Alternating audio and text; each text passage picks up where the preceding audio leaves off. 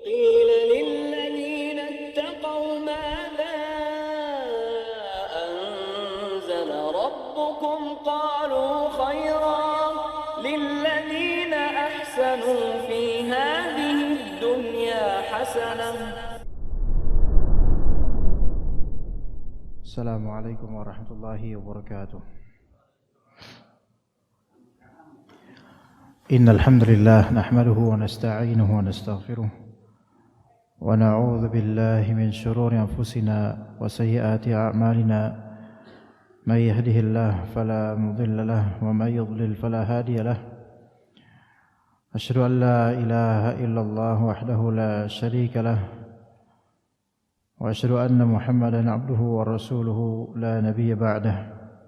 يا أيها الذين آمنوا اتقوا الله حق تقاته ولا تموتن إلا وأنتم مسلمون.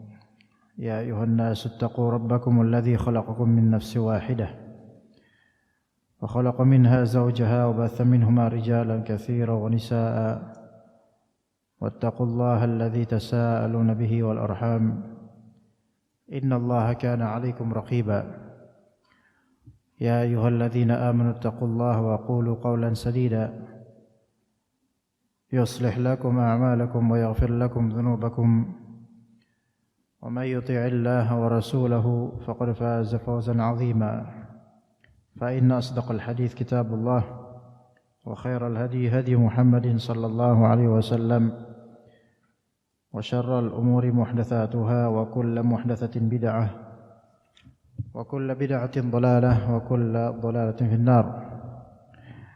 أما بعد, para bapak dan para ummahat terutama sekalian rahimakumullah,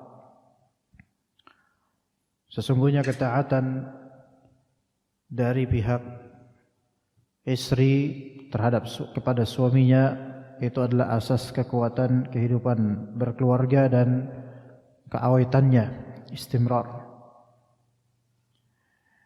Dan di sini lafal atau istilah taat pada suami di dalamnya ada makna inqiyad dan muwafaqah. Inqiyad itu tunduk. Inqiyad itu tunduk, khudu', merunduk. Yang mana lawannya adalah semacam nusyuz. Nusyuz meninggi.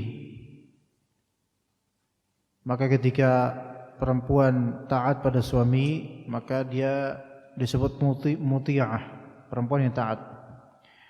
Dan ketika dia membangkang, bermaksiat, menentang suami, maka dia melakukan nusyuz yang disebut dia sebagai seorang nasyizah. Nusyuz yaitu meninggi terhadap suami.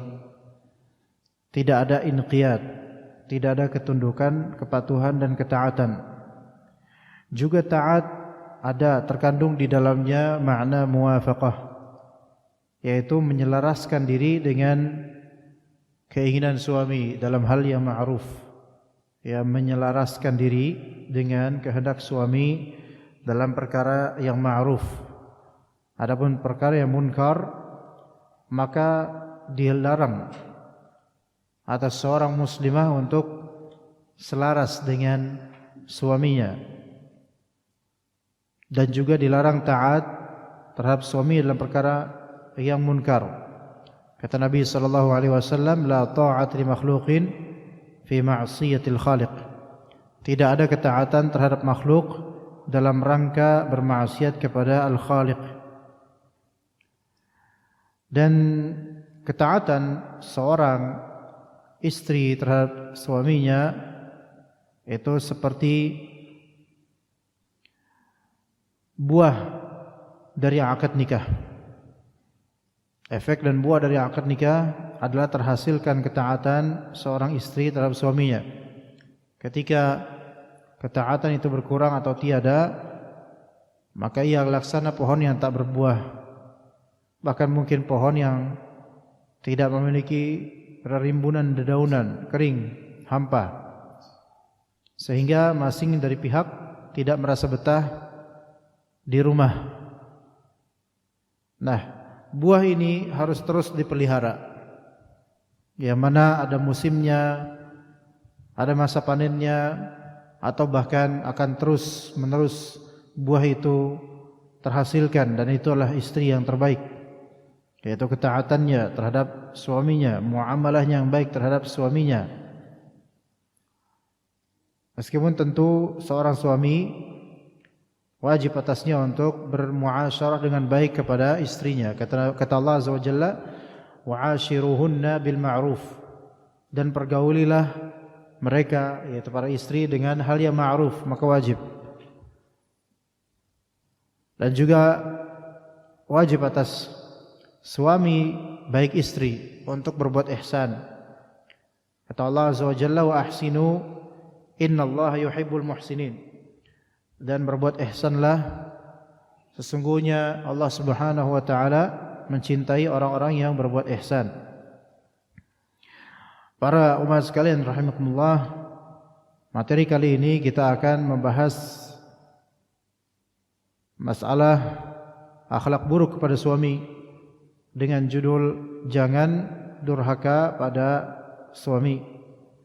Kita judulkan jangan durhaka pada suami, agar ini menjadi solusi untuk sebagian dari ummahat, terutama yang sedang Allah Subhanahu wa taala uji dengan ketidaktaatan pada suami karena beragam alasan atau sebab.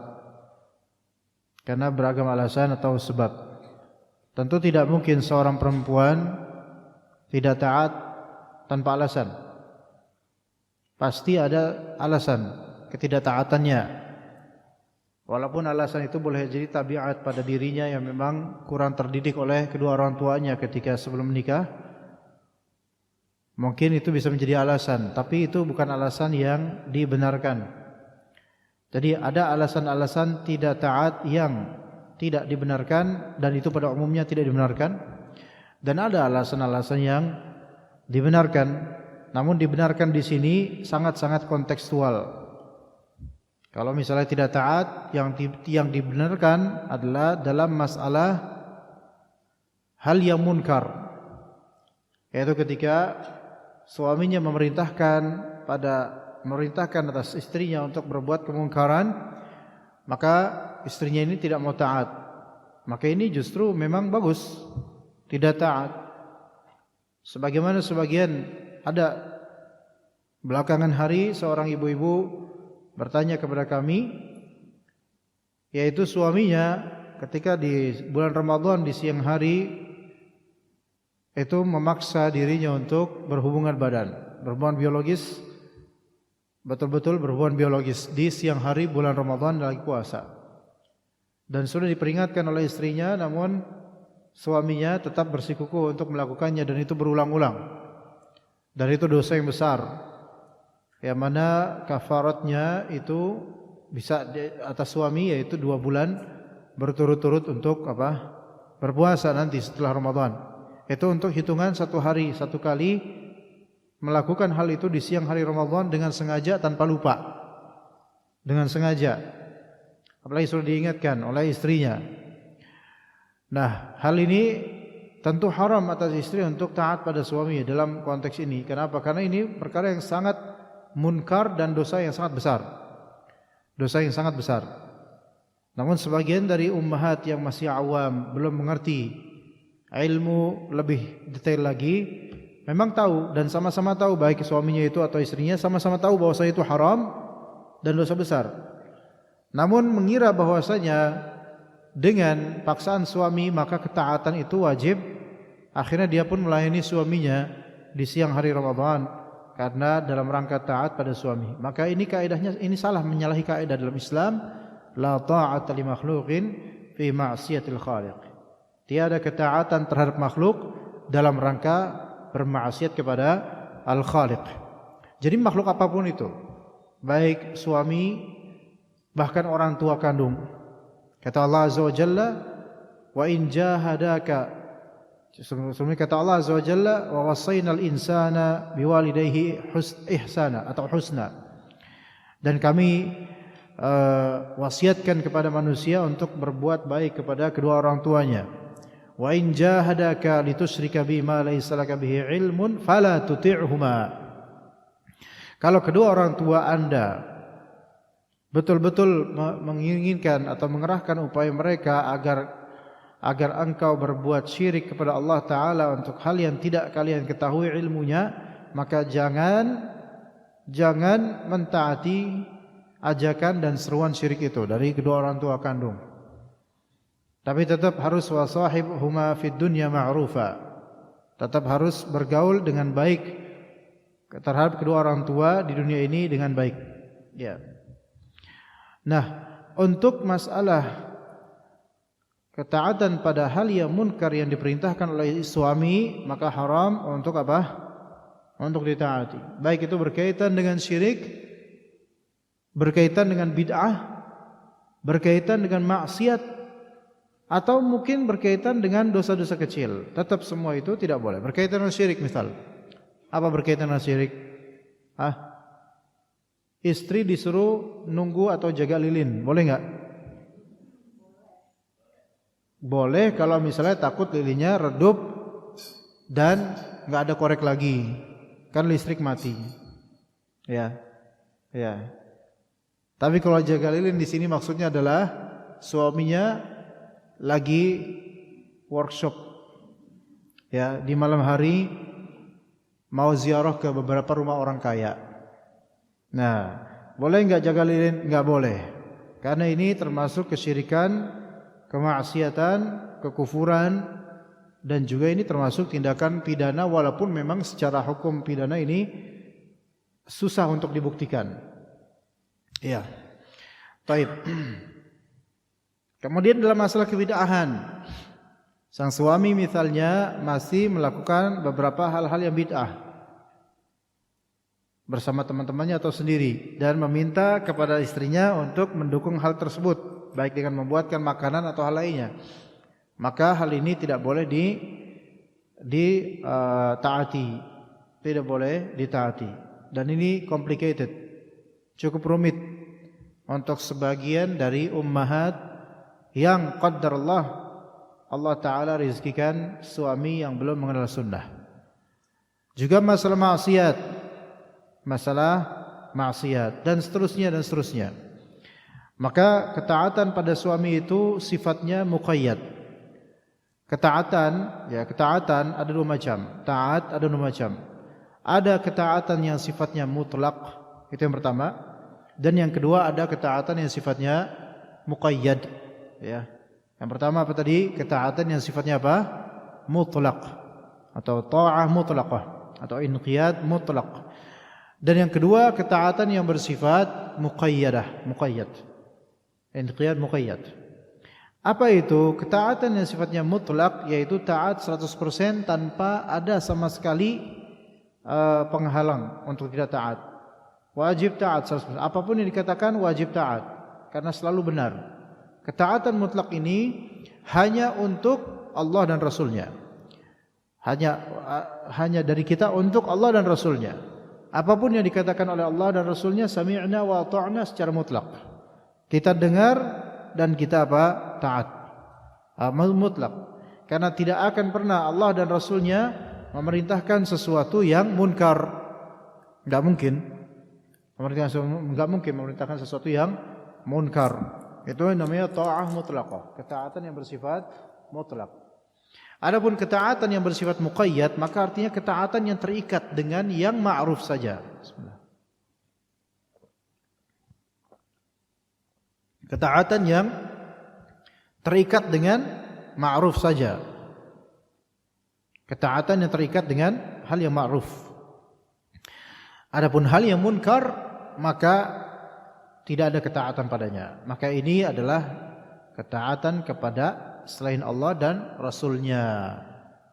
Ya, ketaatan kepada selain Allah dan Rasulnya ini sifatnya apa? Muqayyad, terikat dengan hal yang ma'ruf. Kalau dia di luar ma'ruf melainkan munkar, maka haram untuk mentaati hal tersebut atau orang atau pihak tersebut. Siapa selain Allah dan Rasulnya di sini? Dia bisa walil amri, penguasa. Bisa aja penguasa, baik dari presiden, menteri, gubernur, bupati, wali kota, sampai Pak Camat, Pak Lurah, Pak RT, Pak RW, Pak RT. Itu semua, dan Pak RT, Pak RW ini wakil dari waliul amri. Ini semua kita wajib taat dalam hal yang ma'ruf saja. Adapun taat dalam hal yang munkar maka tidak boleh. Misalnya Pak RT mencanangkan agar mengadakan perayaan atau festival kebid'ahan di RT-nya dan melazimkan bagi kita untuk bayar iuran untuk perayaan bid'ah tersebut, maka haram atas kita untuk membantu dan menyokongnya baik secara material maupun secara makna, yaitu motivasi, dukungan, atau secara ketenagaan. Itu enggak boleh, haram. Kita berlepas diri dari hal yang bersifat bid'ah, kecuali jika itu 50-50. Ada segmen bid'ah, ada segmen yang mubah. Ada segmen yang bid'ah, ada segmen yang mubah. Ya. Contohnya apa? Contohnya segmen yang bid'ah yaitu misalnya mengadakan perayaan Maulid Nabi, misal, ya. Tapi di setelah perayaan itu bukan atas nama perayaan, setelah itu memang diadakan lomba badminton dan uang lomba itu pemenangnya diambil dari kas mungkin kas RT dan semisalnya, bukan dari iuran peserta. Maka kalau kita ditagih iuran, kita boleh membayar dengan niatan boleh untuk fasilitas apa? Perlombaan saja. Perlombaan saja boleh. Ini kalau lomba bulu tangkis atau badminton dihalalkan, ya, seperti itu. Jadi tidak diniatkan untuk yang versi bid'ah karena tidak ada ketaatan untuk versi maksiat, untuk maksiat atau munkar. Ya begitu. Itu waliul amri. Kemudian atasan wajib taat pada atasan sesuai SOP. Ya, selama itu ma'ruf dan sesuai SOP. Adapun jika tidak sesuai SOP, maka boleh tidak taat, ya, karena ini di luar dari SOP. Misalnya tugas antum adalah kurir, ya, di sebuah office antum adalah kurir. Namun tiba-tiba dibebankan untuk antum yaitu bertindak sebagai office boy dan tidak ada gaji tambahan. Maka ini kan tidak sesuai dengan agreement. Maka boleh bagi antum untuk tidak taat karena ini tidak sesuai kesepakatan. Nah, ini boleh. Ya. Karena ini kemungkaran, yaitu menempatkan orang tidak pada posisinya. Kemudian ketaatan kepada kedua orang tua kandung. Maka ini ketaatan yang bersifat terikat dengan apa? Dengan yang ma'ruf. Kalau dia melakukan hal munkar, maka tidak boleh taat. Kemudian ketaatan kepada suami. Maka ini wajib, dan bahkan hak perempuan, hak suami itu lebih besar atas seorang perempuan dibandingkan hak kedua orang tua kandungnya. Maka wajib taat pada suami selama bukan perkara munkar, begitu. Ya, selama bukan perkara munkar. Nah, kemudian para ummahat sekalian dan para bapak rahimakumullahu jami'an, nusyuz dan akhlak buruk terhadap suami ini adalah sesuatu yang sudah mulai mencuat di permukaan masyarakat disebabkan banyaknya sinetron yang mengajarkan dan mendidik para ummahat untuk melakukan itu. Gosip-gosip artis yang membuat sebagian dari ummahat itu mendapatkan contoh sampel bagaimana caranya berlaku nusyuz dan tidak beradab pada suami, dan juga lifestyle dari orang-orang fasik yang dipertontonkan di YouTube maupun di TV yang membuat seperti ini kehidupan mereka, kenapa kita tidak bisa seperti itu, ya. Ya, banyak faktor-faktor nusyuz, faktor-faktor berperilaku buruk dan bermaksiat atau durhaka sama suami. Kalau dikatakan dalam kitab Stop KDRT, selama ini kata penulis, saya selalu memperhatikan apa yang menyengsarakan manusia di dunia, mengacaukan kehidupan dan mempersempit penghidupannya. Saya tidak mendapatkan kondisi yang lebih buruk dan pribadi yang lebih kacau daripada suami malang atau lelaki nahas yang diuji dengan istri yang berperilaku jahat dan bermoral rendah. Ia menimpakan, yaitu istri menimpakan siksaan terberat dan mengecapkan siksaan terpahit serta menyusahkan penghidupan suaminya. membuat suaminya lebih cepat tua. Nah, ini ada beberapa ummahat bikin suaminya lebih cepat tua, ya, dengan pikiran sehingga yang usianya mungkin suami 40 terasanya kalau dilihat seperti 55 misalnya. Karena pikiran, ya, istrinya merongrong ini itu, istrinya membebaninya dan menyempitkan jalan hidup yang ada di depan mata suami. Jadi seolah-olah suami berjalan untuk hidup, depannya itu sempit gitu loh, karena faktor kelakuan istrinya. Di antaranya kalau suami menyuruh, si istri malah melawan. Menyuruh hal yang boleh atau baik. Boleh atau baik. Kalau yang haram maka tidak usah diikuti oleh istri. Tapi kalau ini boleh, hal yang boleh, apalagi kalau boleh dan baik, maka istri tidak boleh melawan. Istri tidak boleh melawan. Dan kalaupun tidak sanggup, maka istri hendaknya berkata baik kepada suami dengan memberikan alasan dan uzur. Misalnya suami bilang, tolong nih beresin di kamar. Ya, kemudian istri bilang, maaf mas, lagi ini pinggang sakit sekali, nanti insyaallah. Maka kalau seperti itu harusnya suami memberikannya maaf dan uzur. Ya begitu. Atau mungkin suaminya itu sendiri yang membereskan kalau bisa. Ya, bukan malah justru melawan. Walaupun memang ada uzur, melawan ketika disuruh, maka ini bukan suatu hal yang baik. Kita ini sebagai seorang orang tua, punya anak, kemudian kita suruh anak itu untuk beli sesuatu, kemudian dia malah melawan, bukan memberikan alasan tapi melawan, pasti sakit hati kita. Begitu pula dengan seorang suami, ketika menyuruh istrinya sesuatu kemudian dilawan, ya, maka ini bukan sesuatu yang baik, bukan akhlak yang baik. Dan sebagian dari orang tua yang telah memiliki anak yang sudah menikah dan mantu, ini pun kadang-kadang mencontohkan kepada anaknya dan mantunya sesuatu yang tidak baik.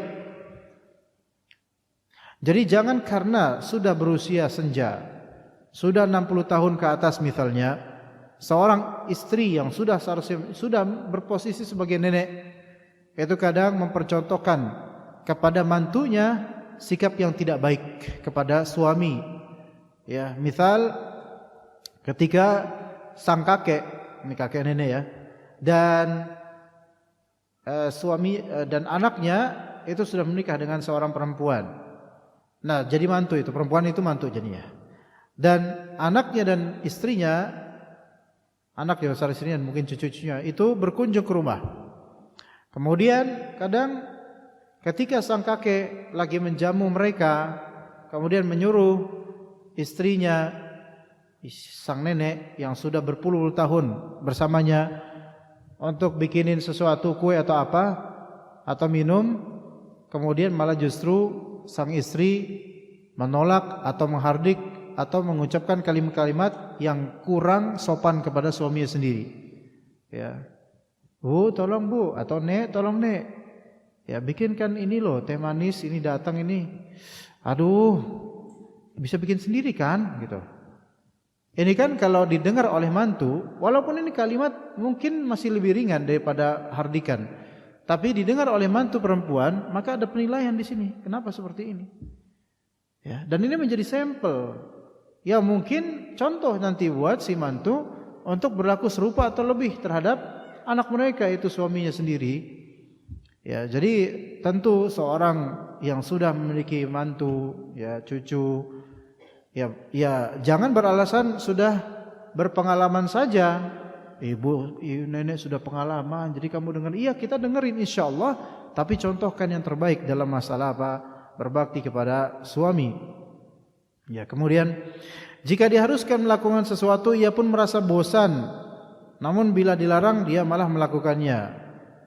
Apabila diberi, ia mangkir. Nah, ini diantara bentuk buruknya sebagian dari istri dan bentuk pembangkangan dan juga perlakuan buruk atau maksiat, yaitu diberi mangkir, diberi mengingkari, diberi mengingkari, kufur nikmat. Yang ini berbahaya sekali. Ya, sudah pernah diberi, namun enggak pernah mengakui pemberian tersebut. Ya, bahkan ada sebagian dari istri diberi nafkah oleh suaminya dan merasa nafkah itu kurang padahal besar. Dan ternyata punya usut ternyata merasa kurang karena sebagian nafkahnya ditabung buat pribadi, dan ajaibnya buat pribadi tersebut ditabung dengan tujuan supaya suatu saat kalau mau gugat cerai dia bisa menggugat cerai dengan tabungan tersebut, dengan tabungan hasil nafkah suaminya sendiri. Dan itu bisa terjadi ketika seorang perempuan itu memiliki sifat pendendam. Maka hati-hati umat sekalian, ketika anti menancapkan diri di bahtera rumah tangga, maka yang harus betul-betul dipatrikan di kalbu adalah bahwasanya nikah itu ibadah. Nikah itu ibadah. Ibadah itu berarti ketundukan kepada Allah Azza wa Jalla. Dan di antara bentuk ketundukan pada Allah Azza wa Jalla taat pada suami, tidak mencederainya. Dan juga di antara kewajiban dalam beribadah adalah ikhlas lillahi ta'ala, dan mencorongkan amalannya untuk mendapatkan ridha Allah serta ganjaran hari akhir. Bukan semata-mata itu nikah karena ya nikah doang, melainkan karena mendulang dan mencari pahala. Dan ketika mencari pahala ya harus ridha terhadap apa yang Allah Ta'ala bagikan dan berikan padanya dari suami yang mungkin punya karakter yang memiliki kekurangan. Maka jangan kemudian seorang istri sudah diberi kebaikan oleh suaminya, kemudian mangkir, ingkar, dan tidak mengakui hal tersebut, dan tidak pernah menceritakan kebaikan suami kepada orang tuanya, dan mendistorsikan kenyataan serta menghilangkan peran dari suami yang telah berbakti dengan menafkahi sang istri. Maka sungguh ini kedustaan ya, dan kamuflase yang nyata dan juga makar seorang perempuan kaid yang besar ketika tidak mengakui kebaikan suaminya, bahkan yang disebutkan hanyalah keburukan-keburukan suami. Fana'udzubillah. Maka bertakwalah wahai para ummahat dengan lisan agar bahtera rumah tangga itu baik dan agar tidak dilaknat oleh Allah Azza wa Jalla. Jadi apabila diberi mengingkari, dan kalau tidak diberi mengomel. Subhanallah, ini maunya apa gitu loh. Pas dikasih enggak ngakuin, enggak dikasih misu-misu. Terus apa maunya gitu. Jika diperlakukan baik, ia membalasnya dengan keburukan. Jika haknya dilalaikan walaupun sedikit saja, dia seperti mengambrukkan dunia ini ke tubuh suaminya dan tidak membantunya bangkit. Selalu membantah, mengajak bertengkar, terus-menerus membuat masalah, dan membenci orang-orang yang disayangi suaminya, membenci orang-orang yang disayangi suaminya dari keluarga, sahabat, dan seterusnya. Berbuat semena-mena kepada kerabat suami, menjatuhkan martabat suami di hadapan tamunya. Karena begitu, menjatuhkan martabat suami di hadapan tamunya, dihardik suaminya di hadapan tamunya, atau suara keras-keras di hadapan tamunya. Termasuk menjatuhkan martabat suami di hadapan tamunya, yaitu ya dengan bersuara keras ketika ada tamunya. Tirai ditutup, tapi kemudian istri di bilik lain itu malah cekakak cekikik, ya tidak menghormati adanya tamu dan tidak menghormati manzilah suaminya di hadapan tamunya, sehingga tamunya merasa kok istri seorang sunnah kok kayak gini ya istrinya gitu. Ya. Dan juga termasuk hal yang sekarang ini mungkin ketika penulis kitab ini menulis belum ada WhatsApp yang atau media sosial seperti sekarang. Termasuk perilaku buruk terhadap suami adalah menasihati suami di depan publik. Di depan publik di sini baik di dunia nyata langsung atau di dunia maya. Menasihati suami di dunia maya itu bisa dengan ngetek suami untuk hal-hal yang menjadi nasihat bagi suami. Ya, misal suaminya ternyata kurang nafkahin misalnya, atau nafkahi kurang. Kemudian posting sesuatu di Facebook dan ngetek suaminya. Nama suaminya misalnya siapa gitu. Nama suaminya siapa, Bu? Pak. Almarhum misalnya, marhum. Almarhum nama suaminya?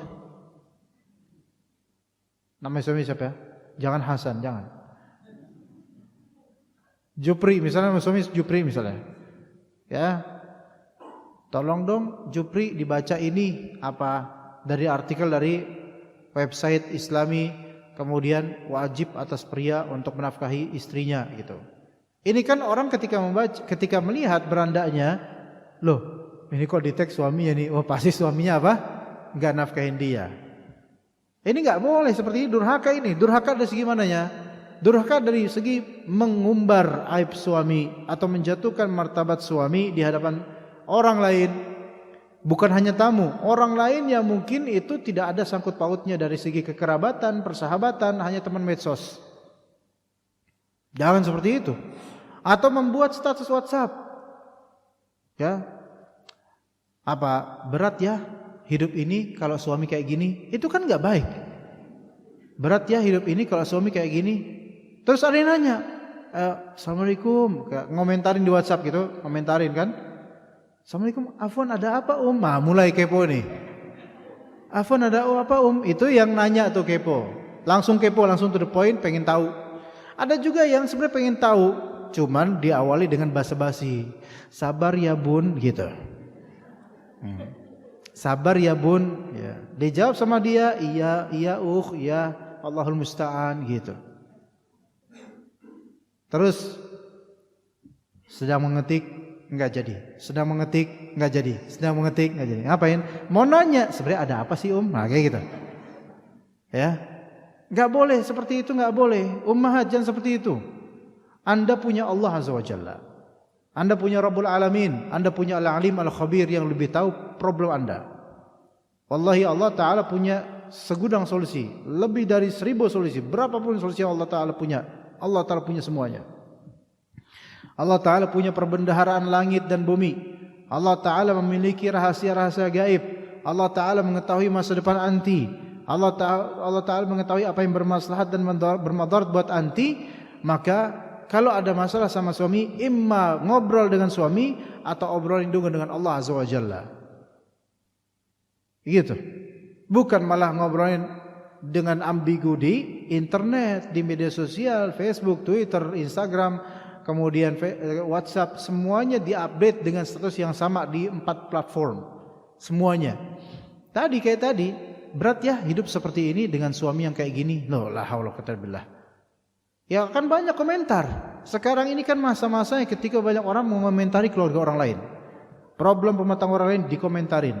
Kemudian ketika ada orang broken, pernikahannya broken, perceraian dan semisalnya, yang salah adalah istrinya itu curhat dengan perempuan lain atau temannya atau sahabatnya. Sahabatnya terus, Masya Allah ini banyak banget hikmah dari perceraian ini. Bun, saya izin ya bun ya, mau posting cerita ini tapi nama disamarkan, boleh nggak? Izin ya.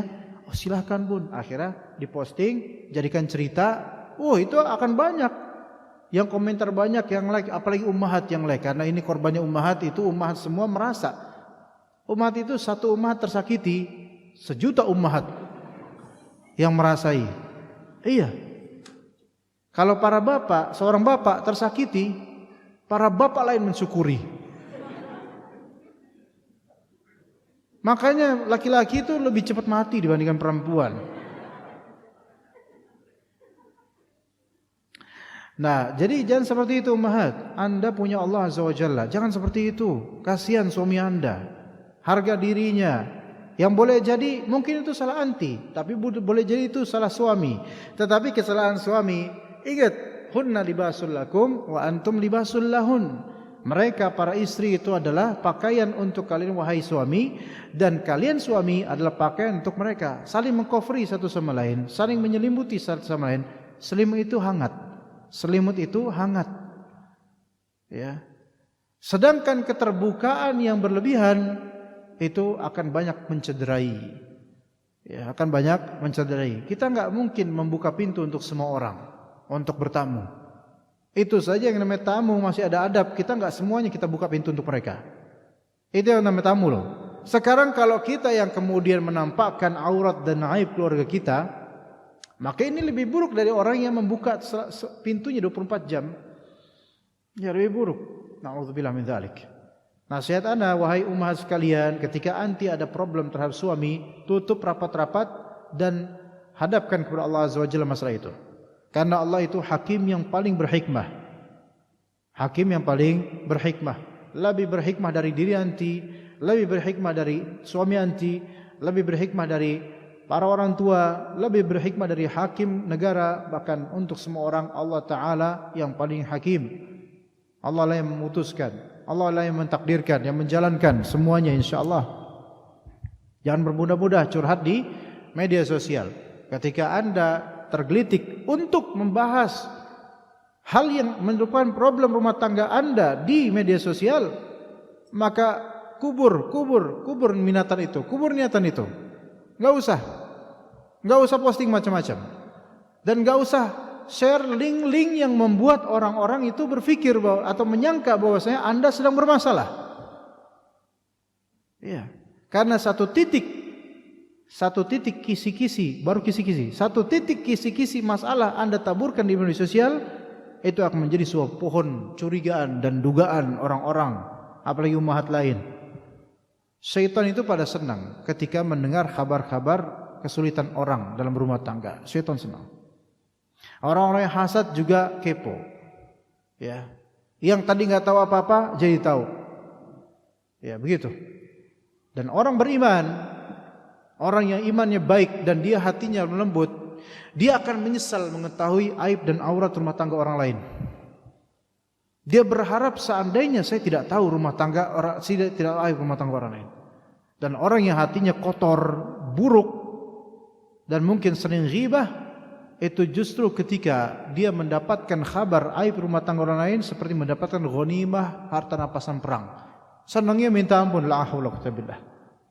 La haula wala quwwata billah. Maka bertakwalah kepada Allah. Ya, enggak boleh seperti ini gitu loh. Segala masalah apapun itu terhadap suami ada solusinya. Ya memang solusi terakhir perceraian, betul.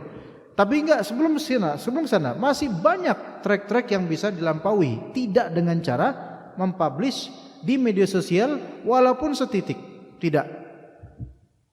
Bahkan ketika Anda merasa sedih dengan kelakuan suami, maka tampakkan di media sosial Anda sedang bahagia. Justru itu yang menjadi power dan motivasi untuk tetap bahagia insyaallah. Dan ketika Anda tampakkan titik-titik kesedihan di media sosial saat Anda sedih, maka justru itu yang menambah masalah, menambah kesedihan, dan menjadikan hal-hal yang semestinya tidak terjadi dan tidak terketahui oleh orang-orang jadi terjadi dan terketahui. Begitu jemaah sekalian. Ya. Kadang kalimat seperti sabar ya bun, itu kalimat yang bagus memang, tapi konteksnya kadang-kadang enggak baik. Iya, ditambah lagi sabar ya bun, aku juga digituin kok dulu. Nah, mulai. Emang laki-laki semua sama ya bun ya? Tuh kan, mulai kan? Cuman 3 kalimat. Awal bagus, sabar. Ya. Awal bagus, sabar ya bun, itu bagus. Tuh setan kayak gitu, awalnya dibagusin dulu. Sabar ya bun. Sabar kan sabar, yasbiru wa sabiru wa rabitu, ya sabar. Ya bisabri wa salah, sabar. Sabar ya bun, udah bagus. Ditambah karena terempatik emosinya. Aku dulu juga pernah digituin. Dia bongkar sendiri juga. Sama-sama saling membongkar aib rumah tangganya. 2 tuh udah tuh. Tadi yang pertama bagus, syaitan terus menghasut. Aku dulu juga pernah digituin sama suamiku. Dah. Ngapain cerita? Jeng, gitu. Kemudian yang ketiga, emang laki-laki semua kayak gitu, sama. Nah, tuh. Mulai itu. Ya, bukankah begitu? Bapak-bapak? Karena kalau Anda bilang bukankah begitu ibu-ibu, mereka enggak mau jawab. Enggak mau jawab. Jawaban mereka itu ada di hati mereka, ya. Juga para ummahat sekalian rahimakumullah, Ibnu Umar radhiyallahu anhuma beliau berkata, Rasulullah SAW bersabda, ibu-ibu yang punya pertanyaan di kertas silakan disiapin ya. Rasulullah SAW bersabda, "Ithnani la tujawizu salatuhuma ru'usahuma, 'abdun abiqun min mawalihi hatta yarji'a ilaihim." Ada 2 orang yang salat mereka tidak bisa melewati kepala. Artinya salatnya itu enggak masuk ke hati. Bahkan dalam redaksi lain yang menunjukkan salatnya tidak diterima oleh Allah Azza wa Jalla. Yang pertama, abdun abiq, budak yang melarikan diri min mawalihi, dari majikannya, hatta yarji'a ilaihim, sampai kembali kepadanya. Jadi budak ini kabur dari majikannya. Selama masa kaburnya dia, salatnya enggak diterima. Walaupun dia salat, enggak diterima, enggak ada pahala, enggak ada keberkahan di salatnya. Cuman sebagai pelunasan pengguguran kewajiban aja. Yang kedua, wa imra'atun 'asat zaujaha hatta tarji'. Yang kedua, seorang istri yang durhaka kepada suaminya sampai istrinya taubat. Istri yang durhaka pada suaminya sampai istri ini apa? Harus taubat sampai taubat dia. Kalau masih aja durhaka, enggak taubat-taubat, salatnya enggak diterima oleh Allah Azza wa Jalla.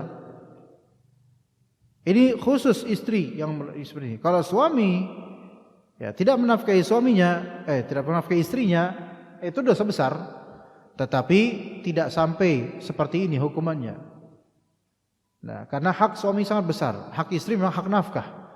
Namun semampu suami dan istri taat pada suaminya itu sebenarnya tidak ada limitnya sebenarnya, kecuali kalau sakit atau keletihan. Sebenarnya selalu mampu. Ya, tidak harus menunggu takdir baru saya mau taat, enggak. Ya, kalau suami juga harus mampu untuk, kalau bisa mampu untuk menafkahi. Kalau misalnya istri butuh, suami udah berusaha. Dia dagang cireng misalnya, tapi penghasilannya sehari cuma berapa? Suami butuh, istri butuh segini, ya kontrollah, masih miskin-miskin aja, tapi udah berusaha berjuang. Nah, kalau ini memang usaha berjuang, ya udah mentok segitu. Karena ini menunggu apa? Rizki. Itu Allah yang ngasih gitu loh. Tapi kalau taat pada suami itu enggak bisa. Kamu taat dong beb sama saya, kata suami. Kata istri apa? Maaf sayang, saya belum dapat hidayah untuk taat padamu. Ini enggak bisa. Ini enggak bisa kayak gini. Saya perlu menunggu hidayah baru bisa taat sama emas. Kayak gitu enggak bisa. Tetap wajib. Ini alasan saja, enggak bisa.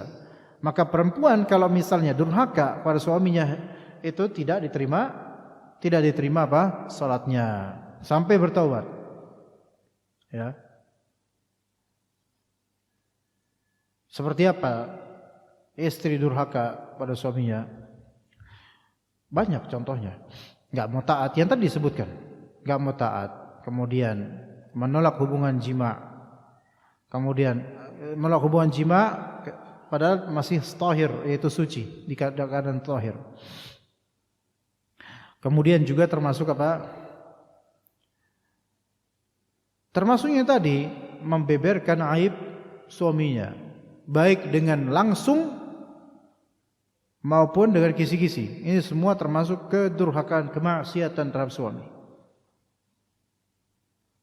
Maka besok-besok kalau nasihat suami, ngasih tahu suami, jangan di depan publik. Itu menurunkan kehormatan yang maksiat padanya.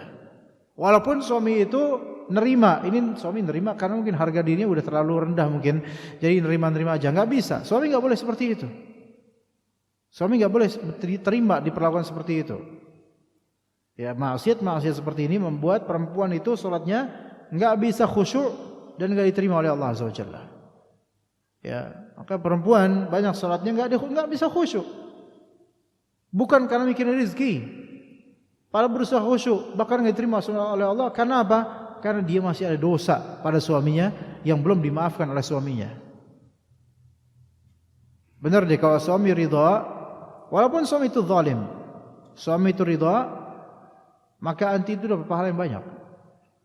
Adapun kezaliman suami itu akan menimpanya dirinya sendiri.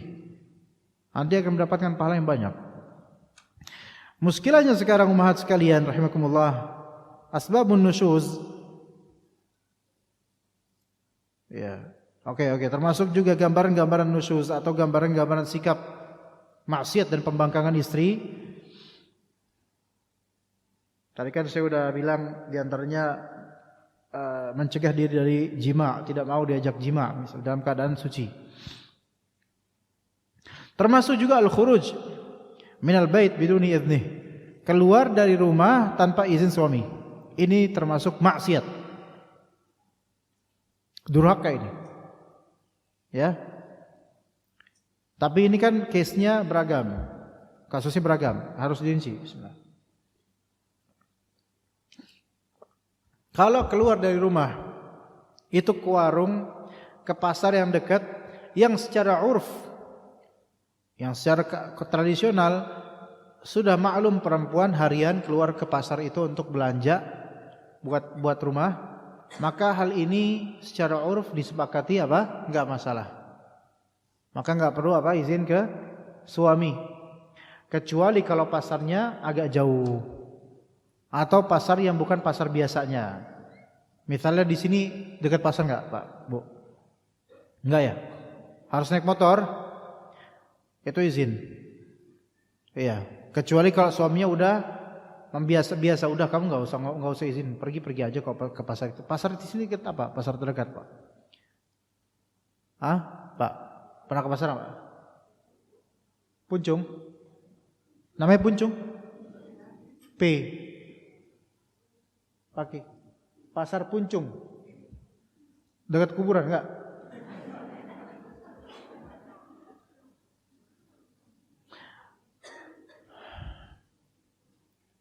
Naik motor ya. Nah, misalnya udah biasa harian ke pasar Puncung itu. Namun suatu ketika istri ini mau mencari barang, enggak ada di pasar Puncung, ada di pasar Cilodong misalnya. Wajib enggak untuk minta izin? Wajib minta izin karena ini di luar kebiasaan. Gitu, itu. Itu dalam masalah ke pasar ya, dalam masalah ke pasar. Nganterin anak, ya enggak perlu izin. Sebenarnya karena itu udah kebiasaan. Nganterin anak ke sekolahan udah biasa gitu. Di uruf kita udah biasa. Ya, jadi enggak perlu izin setiap hari nganterin anak ke sekolahan. Kecuali kok nganterin anak ke pesantren, nah ini beda lagi ini ya. Di mana pesantrennya? Di Mozambik. Nah, ini beda lagi. Kemudian keluar dari rumah dalam rangka ngobrol sama tetangga, ini enggak apa-apa. Ini uruf kita membiasakan, ini kembali ke uruf ini. Enggak masalah. Ya kan tetangga, samping-sampingan doang, enggak apa-apa. Keluar dari rumah untuk nyiram tanaman, ini apalagi enggak, ini masih rumah ini mah. Ya. Keluar dari rumah untuk melamar kerja, tentu ini enggak boleh kecuali dengan izin suami, jelas ini. Keluar dari rumah untuk menuju ke rumah orang tua, ini dilihat rumah orang tuanya di sebelah mana. Dan dilihat juga konteks ketika itu juga. Kalau rumah orang tuanya itu jauh, wajib izin pada pada suami. Kalau mungkin cuma tetanggaan, maka mungkin tidak apa-apa, tapi tetap butuh izin sama suami karena harus dilihat konteksnya. Ketika suami istri ini lagi ada masalah, terus istri mau ke rumah orang tua, harus izin pada suami, walaupun dekat. Ya, istri lagi ada masalah nih sama suaminya, lagi bertengkar. Terus istri mau ke rumah orang tua, harus minta izin sama suaminya. Kalau suami bilang enggak boleh, jangan, kamu diam di rumah, wajib diam di rumah. Iya, karena ketika konflik istri itu ketika ke rumah orang tua ini lebih potensial untuk cerita. Dan kadang-kadang ceritanya itu, bukan kadang-kadang, hampir selalu, hampir tidak pernah enggak lebay, dibumbuin dan mengungkit hal-hal yang tidak relevan, yang tidak ada nyambungnya, disambungin. Itu sudah menjadi tabiat bagi perempuan yang sedang bermasalah. Makanya perempuan yang sedang bermasalah harus banyak zikir dan sedekah. Yang sudah masalah suaminya harus banyak zikir dan sedekah. Jangan langsung curhat sama orang tua atau sama saudara. Yang kadang-kadang curhat sama teman terdekat itu lebih mending daripada curhat sama orang tua. Karena sama teman terdekat jawabannya pasti, sabar ya bun, aku juga dulu digituin dan emang kayak gitu semua. Itu gitu doang, udah. Tapi kalau sama orang tua nggak bisa. Kamu digituin, wah ternyata kurang ajar. Ya mulai. Ibunya. Ya. Ayo sama ibu yuk ke rumah, kamu sama ibu yuk. Petantang dulu. Ya. Iya. Pas di rumah suaminya lagi ngitung duit. Ya. Keduanya datang, assalamualaikum. Oh lagi ngitung duit ya nak, masya Allah. Ya sama aja ibu sama anak kan.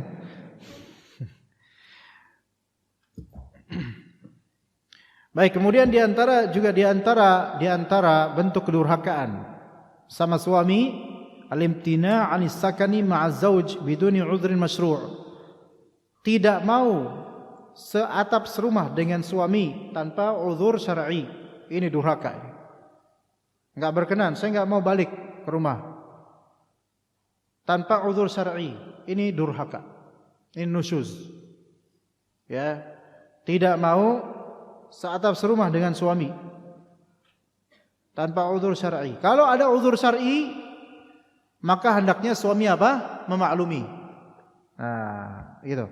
Misal suami udah ada kontrakan atau rumah, tapi istri bersikukuh pengen di rumah orang tuanya. Ya. Nah, diajak terus, nggak mau mas. Kenapa? Ibu saya sakit, nggak ada yang ngurusin. Ini uzur syar'i dan hendaknya suami apa? Memaklumi. Hendaknya. Ya, apalagi nggak ada saudara gitu loh. Kadang ini yang menjadi problem nih. Ya, suami nggak mau di rumah mertuanya karena apa? Dia udah bayar rumah atau kontrakan pribadi. Eman-eman dong kalau nggak diisi. Masa diisi sama jin doang gitu kan? Pengennya manusia di situ. Kita ayo beranak pinak di situ gitu kan? Ya, bahasanya ini banget ya. Begitulah ya. Ya pokoknya seperti itulah ya. Nah, kalau di rumah mertua ini eman-eman. Kemudian kedua, kamu kan tahu, ibu kamu kan seperti itu. Seperti apa? Ya seperti itulah. Saya nggak tahan, nggak bisa. Saya masih pengen panjang umur deh, gitu kata suaminya. Jangan kayak gitu. Udah, ayo baliklah. Ya kata istrinya, ibu juga masih pengen panjang umur, makanya saya jadi sama-sama pengen panjang umur. Ibunya pengen panjang umur, ini pengen panjang umur. Solusinya apa? Nikah lagi. Iya, biar berbagi, biar adil berbagi. Tapi kalau nggak bisa nikah lagi, nggak ridho, ya udah, istri sebaiknya taat pada suaminya. Terus ibu gimana? Udah, gimana caranya supaya semua pihak itu dapat pahitnya tapi dapat manisnya, gitu loh. Udahlah, suami kalau bisa ngalah dulu dan baktilah sama mertua dengan nemenin dulu. Iya, begitu. Baik, kemudian di sini ada sebab-sebab durhakanya perempuan, durhakanya istri. Disebutkan di sini, bukan di buku tapinya. Ana ambil dari faedah dari tempat lain. Mungkin waktunya enggak lama lagi insyaallah. Jika ada ummahat yang mungkin mau bertanya, cepat-cepat untuk menyerahkan ke depan. Ya. Ke bawah kayak biasanya. Jangan pakai jaring kertas, jadikan kapal terbang dilempar ke sini, jangan. Di bawah kasih. Belum ada jangan diadain, Nanti juga ada mungkin ya. Sebab-sebab durhaka, sebab-sebab nusyuznya perempuan. Ini yang harus dihindarin ya.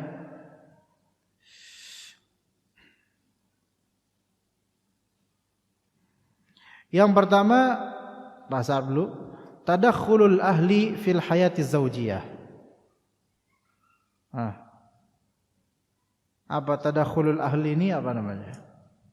Keluarga itu nimbrung, apa bahasanya? Ikut campur keluarga. Ikut campur keluarga dalam kehidupan berumah tangga. Jazakallahu khair. Ikut campurnya keluarga dalam kehidupan berumah tangga.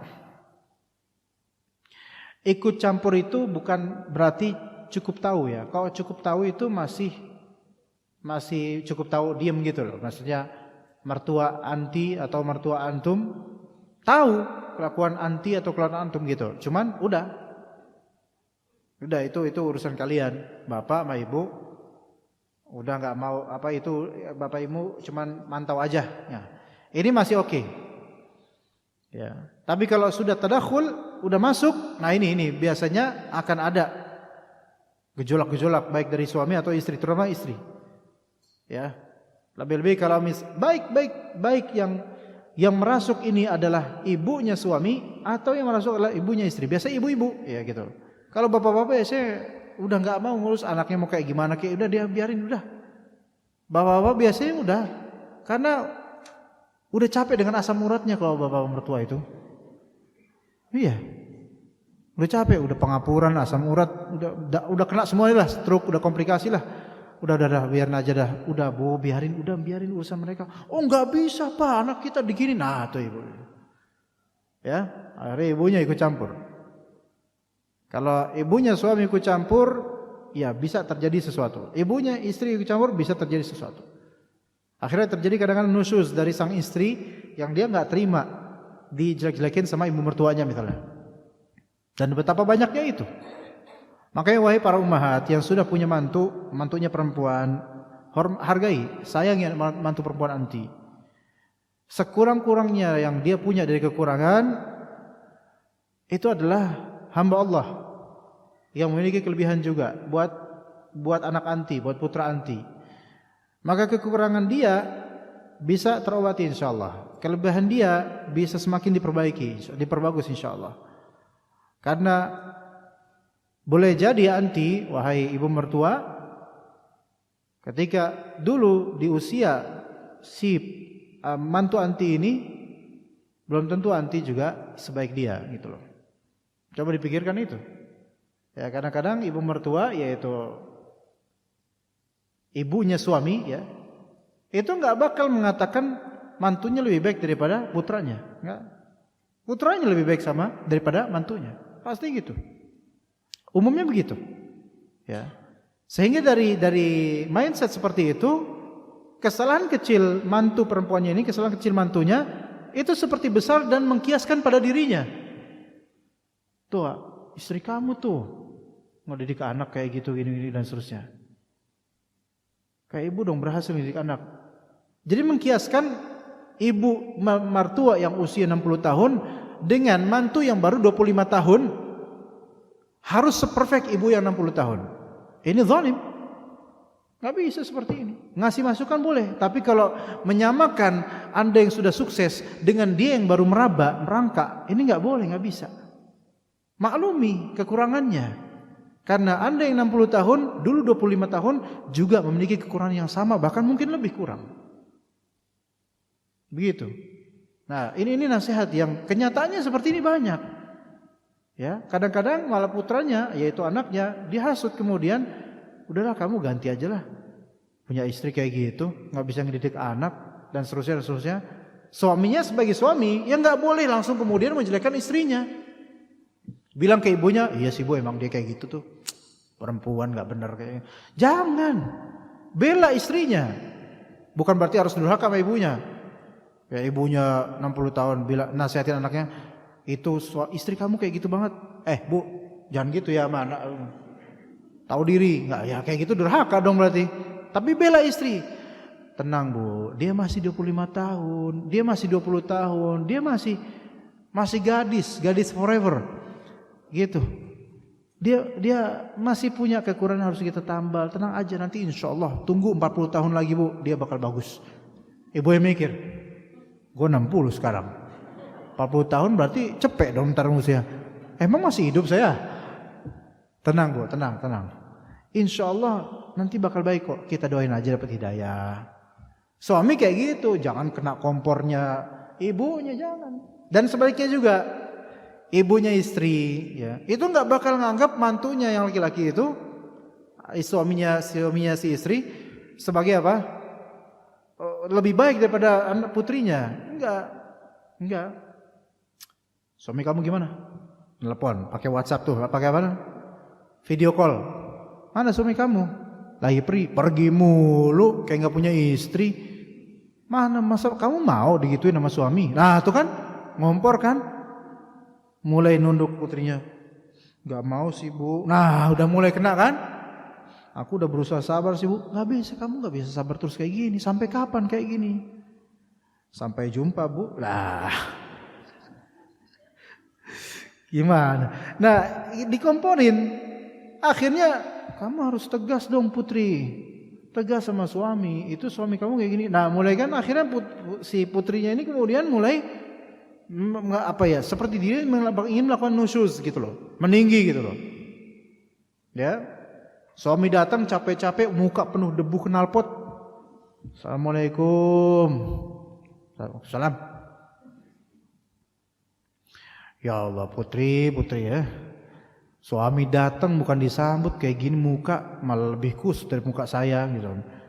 Udahlah, cuci muka sana gitu. Loh, kamu beda banget. Kenapa gitu kan? Enggak apa-apa. Perempuan kan kalau bilang nggak apa-apa kan berarti kan apa-apa. Iya. Perempuan itu masya Allah. Perempuan itu apa ya? Antara zahir dan batin bisa beda. Antara lisan dengan kalbu itu beda loh. Ajaib. Perempuan itu makhluk yang ajaib ya Pak? Ajaib. Benar. Iya. Luar biasa.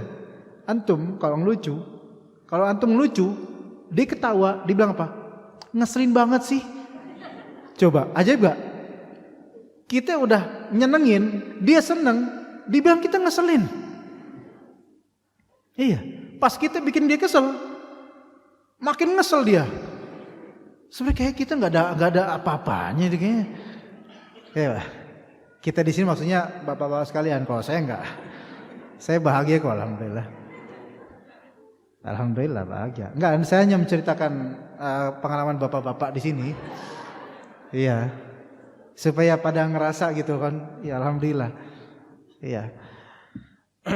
Jadi tadakhul dari orang tua, terutama ibu mertua dan ibu kandung itu yang kerap kali memancing syaitan untuk membuat perempuan itu nusyuz, durhaka sama suami. Maka para umat sekalian, wahai para istrinya, para suami sekalian di sini, ketika mulai terjadi tadakhul, masuknya atau ikut sertanya keluarga, baik bapak, ibu, saudara, saudari, adik dan seterusnya ke kehidupan rumah tangga anti dan memberikan masukan, boleh itu sebagai masukan, namun jangan anti serta-merta melakukan tindakan. Ya. Jangan, melainkan disabarkan terlebih dahulu dan minta sama Allah doa, minta sama Allah hidayah dan taufik buat pasangan anti dan buat rumah tangga anti. Kemudian di antara penyebab nusyuz itu tidak adanya kesepakatan antara suatu hal. Itu. Ya, tidak adanya keselarasan dan kesepakatan antara suatu hal.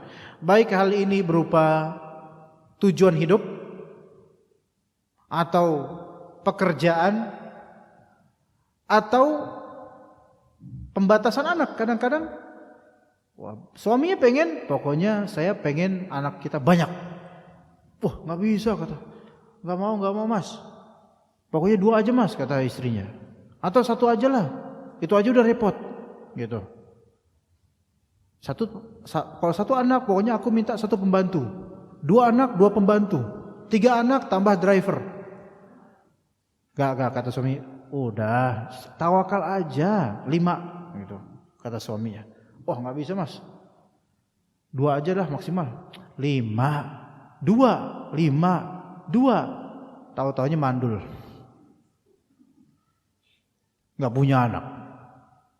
Ya, bertengkar nggak itu? Oh bertengkar, yang ini pengen 2, yang ini nggak punya anak akhirnya. Atau oke lah, akhirnya punya anak 1, 2. Mas, udah 2 aja, nggak usah tambah lagi. Ya bisa 3, 4, 5 pengen. Sampai 5, Dek, sampai 5. Enggak. Pokoknya ya udah kalau sampai 5 aku enggak mau ngapa-ngapain. Ngambek. Ini baru dalam masalah kayak gini doang. Ada yang seperti ini. Atau ada mutawafuk, yaitu tidak selaras dari segi pekerjaan. Suaminya kerja apa? Di perusahaan ribawi. Ya. Udah PW di situ. Apa PW di situ apa? Posisinya enak tenan, di situ udah gajinya masya Allah. Tiba-tiba hijrah, ya, ikut kajian, dengerin tentang masalah riba, nangis kemudian taubat, terus bilang ke istrinya, sayang, kayaknya aku harus resign deh, karena ini ternyata selama ini gaji saya haram.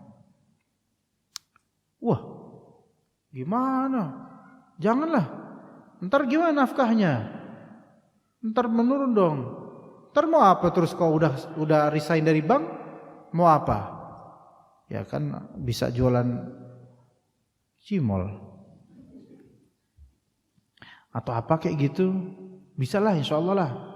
Oh nggak bisa, nggak, aku nggak mau, nggak terima. Pokoknya kalau kamu nanti mas, kalau kamu resign dari bank itu, ya pokoknya saya bakal gugat cerai. La haul quwwata billah. Tuh, nusyuz. Cuman hari kayak gitu, hanya kayak gitu.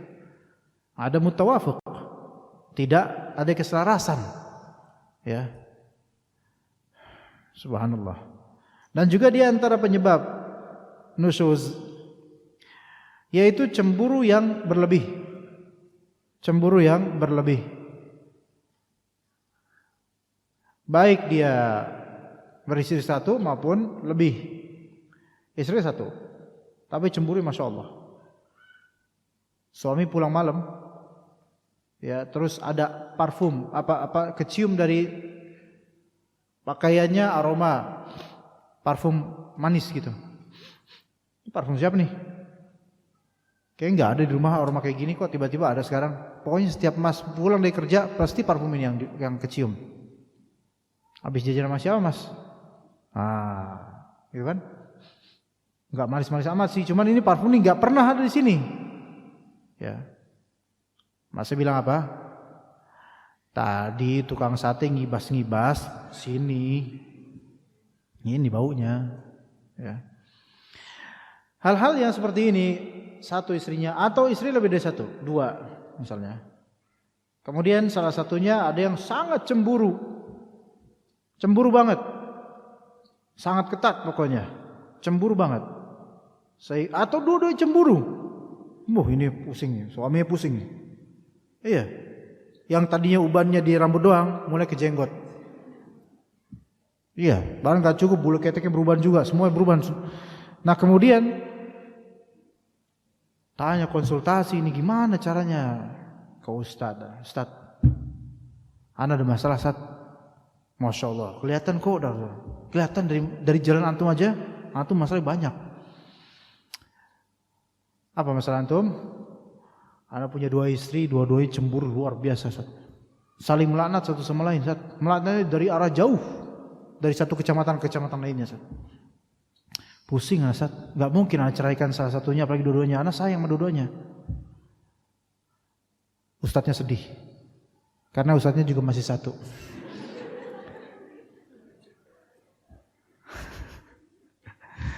Tapi biasanya ustadz yang sudah berpengalaman poligami akan menyarankan itu tanda-tanda mereka tuh minta satu lagi. Iya, begitu. Itu jawabannya. Kalau doi bertengkar terus, saling melaknat satu sama lain, saling merempar tudingan dan fitnahan, tambah satu. Iya, biar cepat ke alam barzakh.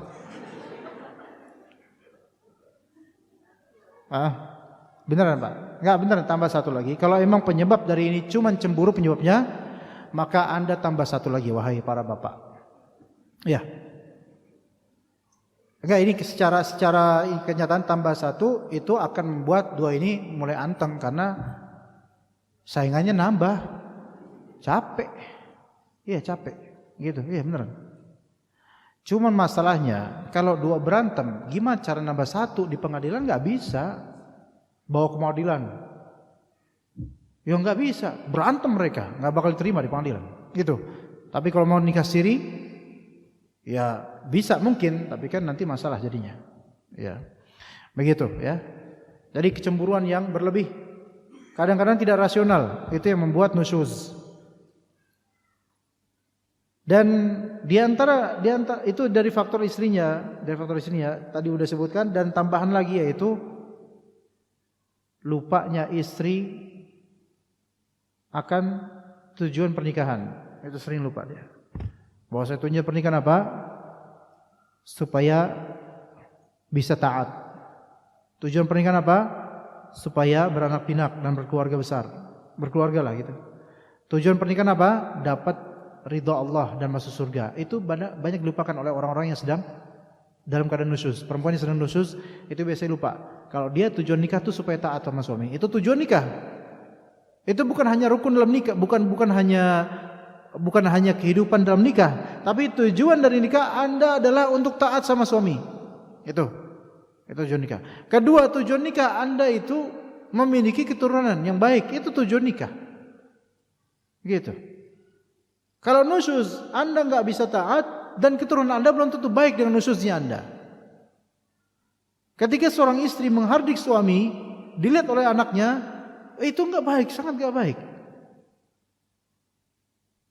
Iya. Seorang istri ngomel, kesel sama suami, marah, ya banting ini banting itu, suaminya sabar. Dilihat oleh anaknya yang masih usia 3 tahun, 4 tahun, 5 tahun. Anaknya nggak ngerti apa-apa. Tapi ngeliat ibunya nangis dan marah-marah, emosi, anak yang mendekat diginiin, itu akan berpengaruh terhadap psikis anaknya. Mana rumah tangga yang benar ini? Nusyuz, berbahaya. Kemudian apa yang ketiga tadi?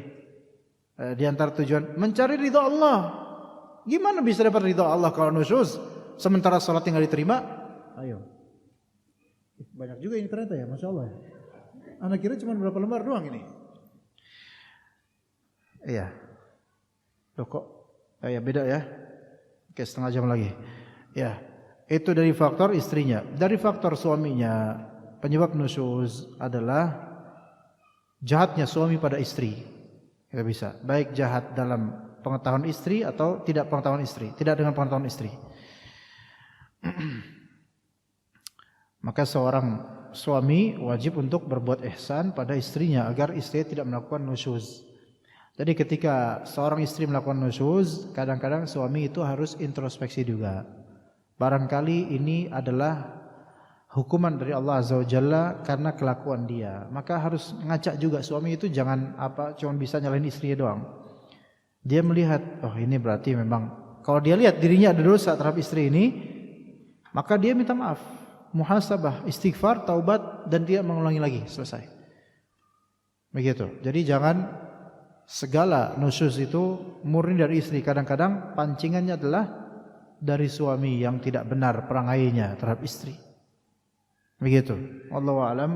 Saya khawatir nanti lebih dari jam 11 karena ini ternyata kertasnya kecil-kecil jadi banyak ternyata. Saya kira tadi kertasnya besar-besar sehingga sedikit.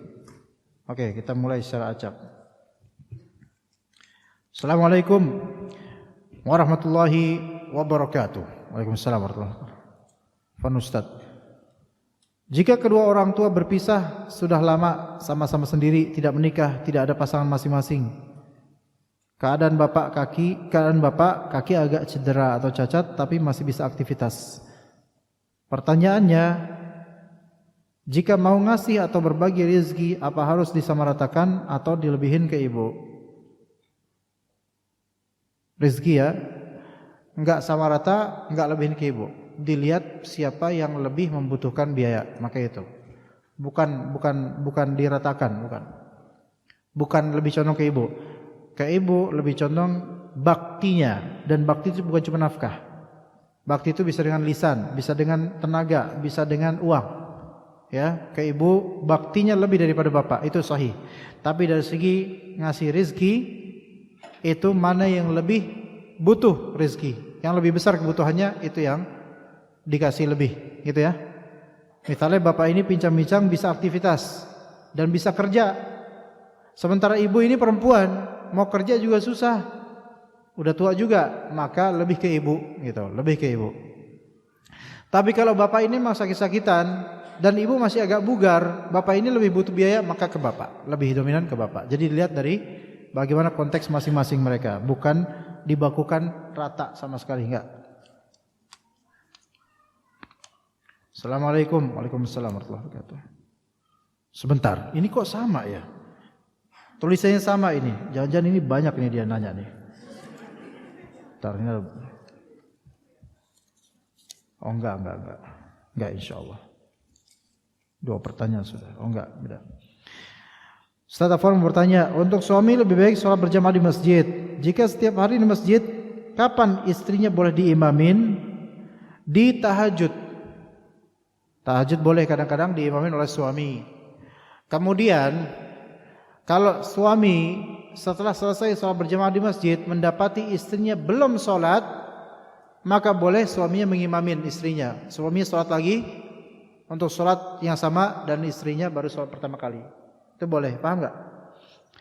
Misalnya suaminya sholat subuh nih di masjid, istrinya itu ketiduran dan ketidurannya di dapur gitu misalnya, karena habis masak ketiduran, jatuh tidur. Ya, kemudian suami pulang dari musola dari masjid subuh-subuh, pulang mendapati istrinya tergeletak di dapur. Iya. Maka terus centongnya diambil, suami yang nerusin masak. Enggak gitulah. Maksudnya dibangunin. Sayang bangun nih. Bangun. Gitu kan? Udah sholat subuh belum? Astagfirullahaladzim belum Pak. Gitu kan. Udah sana wudu. Sholat sama Pak. Sholat sama saya. Gitu, sama Mas gitu. Nah suaminya dari imam. Tapi ini sifatnya aksidental. Bukan selalu kayak gitu. Bukan direncanain. Sayang nih Abah mau sholat subuh dulu di masjid, kamu jangan sholat subuh dulu, nanti pas Abah pulang baru kamu sholat subuh sama Abah ya. Enggak kayak gitu, jangan direncanain. Sifatnya aksidental, insidental ya. Terjadi begitu aja, tanpa rencana, maka itu boleh. Ya seperti itu, untuk sholat fardu. Bismillah. Izin bertanya Ustaz, jika suami seringkali melanggar perintah Allah dan larangannya, sebagai istri kita memberikan nasihat dan mengingatkan secara ma'ruf, tapi suami tidak bisa terima, selalu reaktif. Akhirnya yang terjadi justru pertengkaran. Apa yang harus saya lakukan Ustaz? Yang harus dilakukan doa saja. Doa, minta sama Allah terus menerus, sedekah dan minta sama Allah dengan sedekah itu semoga Allah memberi hidayah pada suami. Gitu aja. Tapi kalau memang ada kesempatan, nasihatin suami. Gitu ya. Nasihatin suami baik-baik. Apakah perlu untuk ngomong ke orang tuanya? Jangan dulu. Ya gitu loh. Nasihatin baik-baik antar anti dengan dia. Karena kalau ngomong ke orang tuanya itu mungkin nih kayaknya tidak bisa, selalu reaktif kayaknya lumayan temperamen atau gimana ya takutnya. Takutnya malah nanti dia memberikan tindakan yang tidak Anda inginkan gitu. Tapi Anda lebih tahu bagaimana suami Anda. Kalau memang ternyata sudah terlalu sering atau keterlaluan, boleh ngomong ke orang tuanya. Boleh. Untuk minta tolong dinasihati suami ini. Boleh. Kalau memang sudah sangat keterlaluan atau keseringan. Tapi tentu kesabaran itu pasti ada hikmahnya. Ya. Kesabaran pasti ada hikmahnya. Assalamualaikum. Waalaikumsalam warahmatullahi wabarakatuh. Ini bertanya Ustaz. Titipan kawan. Ya, titipan kawan. Bagaimana sikap istri sebaiknya bila mempunyai suami tidak memberi nafkah? Istri yang banting tulang. Di samping itu istri tidak diizinkan menuntut ilmu syar'i. Sementara suami tidak bisa memberikan ilmu atau tidak bisa mendidik. Tidak diizinkan pakai cadar. Mohon penjelasannya Ustaz. Saya enggak tahu apakah memang separah ini. Ya. Karena kadang-kadang pertanyaan dari umat itu parah-parah. Iya, enggak ada bagus-bagusnya nih orang nih kayak ini suami nih. Ini kayaknya bukan suami deh, ini kayaknya keset. Enggak ada ininya. Enggak ada baik-baiknya coba. Nafkah enggak dapat. Istri banting tulang. Enggak diizinin nuntut ilmu syar'i. Suami enggak bisa memberikan ilmu, enggak bisa ngedidik. Terus enggak boleh pakai cadar. Keset aja enggak kayak gitu. Ya kan? Coba dipikirin. Kayaknya enggak ada bagus-bagusnya. Saya enggak tahu apakah emang separah ini dia gitu loh. Kalau emang separah ini, ya sabar. Sabar dulu. Walaupun kesabaran memang tidak ada batasnya, betul. Tetapi ketika anti menginginkan suami ini supaya enggak terus-menerus melakukan dosa, karena di antara kewajiban suami adalah memberi nafkah dan ini haknya dia enggak dapat, ya maka qadarullah ya boleh kemudian coba konsultasi ke keluarga besar. Ya, ke keluarga. Jangan langsung bertindak. Jangan langsung bertindak kabur dari rumah kemudian ngegali kubur sendiri. Jangan bertindakan macam-macam lah. Iya. Nah, tindakannya apa? Apa gini, diskusi sama orang tua dengan kesalahan-kesalahan suami ini dan beritahukan ke orang tua pasangan juga, ke orang tua suami juga, dan kata Allah apa? Wa in khiftum shiqaqa bainihima fab'athu hakaman min ahlihi wa hakaman min ahliha. Kalau dikhawatirkan terjadi perceraian, maka sebenarnya yang dewasa yang benar adalah yaitu dari keluarga suami utus seorang hakam, dari keluarga itu utus seorang hakam, yaitu seorang yang memang dari keluarga mereka atau perwakilan keluarga mereka yang mana orang ini itu bisa menjadi bermediasi gitu, bisa membuat kedua belah pihak itu bersemi kembali gitu loh. Hakam di sini boleh dari pihak keluarga, misalnya dari walinya atau orang tuanya, bapaknya yang mungkin berwibawa dan berakal dan berilmu gitu loh.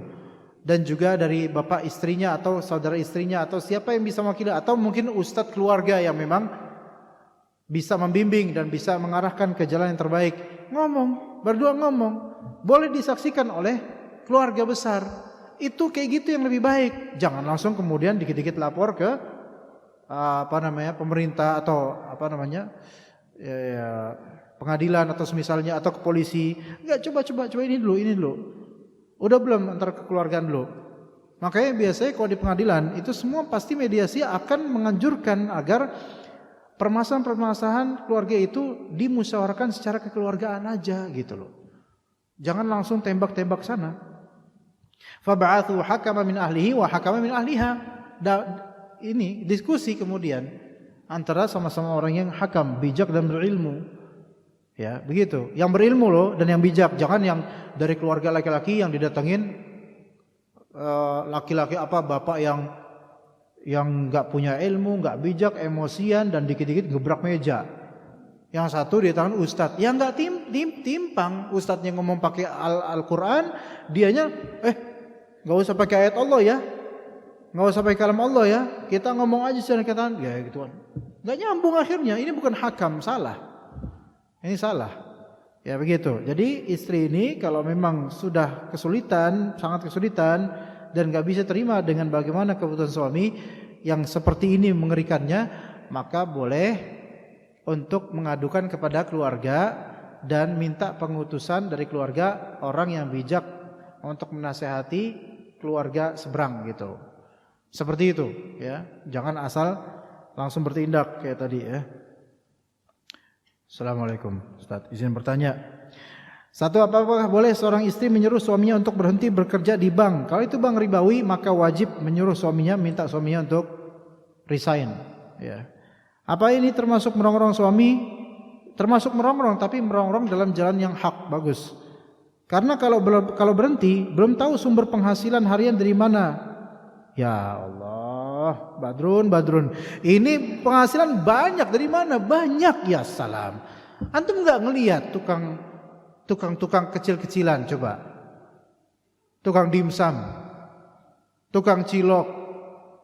Apalagi lah sampai di Jatinegara jual undur-undur. Bayangin, undur-undur dijual. Nyari di rumah kosong di undur-undur loh dijual buat obat kata mereka. Apa enggak malu? Pegawai bank pakai dasi. Masya Allah, rumah, Masya Allah. Ya, tapi urusan tawakal kecil, nyalinya kecil. Ya salam. Kalah sama pedagang-pedagang yang setiap hari itu kulitnya kebakar sampai hitam. Iya. Di siang hari orang lihat sosoknya, si Iteng gitu kan. Di malam hari ketawa cuma kelihatan giginya doang. Nah, ya seperti ini. Setiap hari cari nafkah. Hitamnya kulitnya dia karena cari nafkah lebih afdol daripada yang haram. Dari mana sumber penghasilan hari ini dari mana? Dari Allah. Allah yang Maha merezekikan. Masa enggak percaya sama Allah? Gimana sih? Tiap hari ngitung duit tapi ke Allah enggak percaya. Ini enggak? Kenapa Pak antum pada diam? Ini tentang antum bukan kan? Apa juga rezeki yang kami terima halal Ustaz? Apa juga yang ini apa nih? Apa juga rezeki yang kami terima halal Ustaz? Apa sih pertanyaan kayak gini nih? Apakah rezeki yang kami terima halal Ustaz? Kalau anti enggak punya uang dari warisan atau tabungan masa lalu, atau anti tidak bekerja, enggak punya penghasilan, anti boleh ngambil atau boleh menerima nafkah dari suami, tapi secukup kebutuhan anti boleh, karena anti di sini tergolong sebagai fakir atau miskin, boleh. Itu halal buat anti, dan bagi suami anti itu bukan sebagai nafkah, jadi nggak berpahala sama sekali, karena kerjanya di bank ribawi. Tapi anti kan nggak punya penghasilan pribadi, nggak punya kontrakan pribadi, nggak punya sewaan kontrak, ya, nggak punya penghasilan pokoknya, atau nggak punya tabungan, maka anti tergolong fakir miskin. Begitu juga dengan anak-anak anti. Boleh bagi mereka untuk mengambil jatah nafkah mereka, tapi dinilai di sisi Allah itu bukan nafkah dari bapak atau suami, bukan. Karena haram, uang haram. Uang haram tidak sah untuk sedekah, tidak sah untuk nafkah.